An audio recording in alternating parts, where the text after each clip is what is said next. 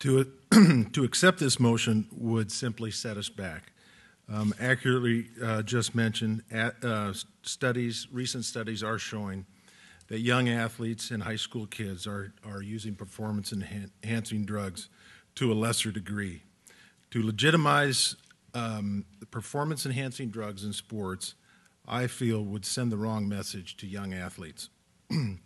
There are certainly legitimate uses for human growth hormone and steroids, as we all know. That's why they're a controlled substance under a doctor's orders.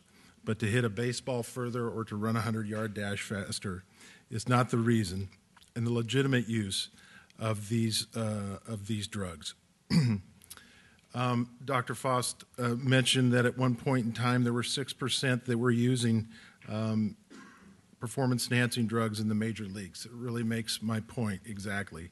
If 94% of the guys were not using, then that tells me that you don't need these things to be the best athlete in the world, that there are plenty of legitimate ways to get bigger, stronger, and faster that everyone has access to, equal access to. If accepted, what about those, for instance, in Major League Baseball? What about those who do not want to use it? The playing field then, once again, is not level. The only way, someone said earlier, the only way you could probably make this work is that if you forced everybody to take performance-enhancing drugs, which we all know wouldn't work.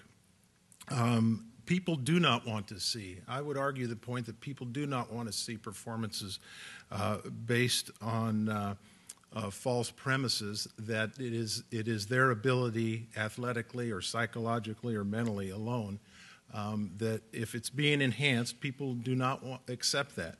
I mentioned Barry Bonds adding seats, fans in the seats at every game he played. I would have to say that in San Francisco he was generally accepted, but everywhere else he went, I think those 10,000 extra went there to jeer him and his accomplishments. After the season, after all this has come out with Mark McGwire, I think most of us look back now and say we got caught up in something that we really didn't want to support. If there was no alternative, I could understand us giving in to this problem. Certainly there are a lot of problems that young people have and society has, but this is one of them. If there are a percentage of young athletes still taking performance-enhancing drugs, to me it's still a problem. And if there was no answer to this problem, I think I would understand giving in and voting in favor of this motion. But I believe that there is an answer to the problem. And as was mentioned earlier, we look at smoking in public. Most of us grew up with that being totally acceptable, and now it's against the law. There's truly been a culture change. There can be a change in culture in professional athletics, and I believe that it is starting.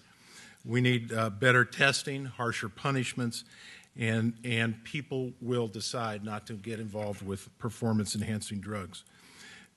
Gambling in baseball is the perfect example.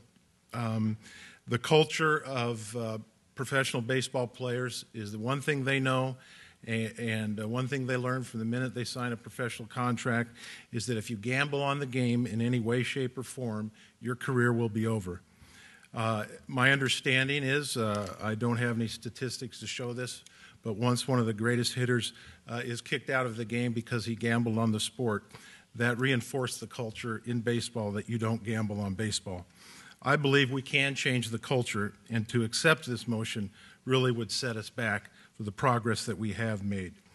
After tonight, I think you will feel, as you listen closely, that you will feel as I do, that there is no sustainable, logical, reasonable reason for these things to be accepted. If you put any of these positions under scrutiny, I think you will all come to understand that we simply do not need this in sports at any level, let alone the high school kids that see professional athletes and are tempted to use them. If you put an age limit on use, you're still going to have abuse at the younger ages. To me, it would be much better to change the culture and the idea and the thinking about competing in sports. And we are making progress, and studies have shown that. Certainly, we don't want all of our athletes to look like the American gladiators or professional wrestlers. If that's what we want with all of our athletes, then I can understand this, but I don't think that's what the public wants. As far as baseball is concerned, certainly people like the long ball. But this past year was, in the last 10 years, this past year had the 7th fewest home runs of the last decade, and yet we broke records again with attendance. Attendance is good. Home runs do not have to be up. People love the game. They appreciate the game. They appreciate finesse. Again, we don't all want to look like professional wrestlers out there, and I don't think that's what the fans want. I think the thing, too, you need to be careful about is drawing, 1 minute. as was mentioned earlier, is drawing the opposing side, drawing analogies and conclusions with things that really are not comparable. For instance, comparing anabolic steroids or performance-enhancing drugs to the Greeks wearing tennis shoes, or to the ancient Greek athletes eating bees. This is not what we're talking about, and that is not, to me, it does not compare. What we're talking about is drugs that are controlled substance that have very many good, legitimate uses. This was mentioned, over 1 million kids take human growth hormone. They don't take human growth hormone without exhaustive studies to make sure that they are not already producing enough on their own. When kids abuse these drugs and athletes abuse these drugs, I don't think there's any question we know that there are side effects. And some of them we do not know now. But especially with our youth, what concerns me is the example that the athletes at the highest level set for our youth. I feel like we're making progress, and to vote in favor of this motion would be definitely a step backward in our efforts to correct this problem. Thank you. Dale Murphy, thank you.